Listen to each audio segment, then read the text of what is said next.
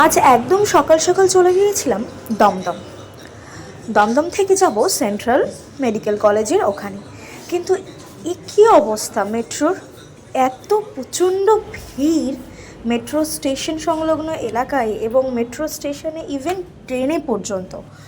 মেট্রোতে উঠে মনে হচ্ছিল এর থেকে হয়তো বাসের জার্নি অনেক বেটার হতো। আমরা সবাই প্রেফার করি মেট্রোটাকে, যাতে একটু রিল্যাক্সে যাওয়া যায়, কিন্তু লোকাল ট্রেনের থেকেও বেশি কিন্তু এখন ভিড় থাকে একদম সকালের মেট্রোতে। তো যারা একটু বয়স্ক মানুষ আছেন তারা, আমি বলবো যে অফিস টাইমে মেট্রো অ্যাভয়েড করাই সব থেকে ভালো।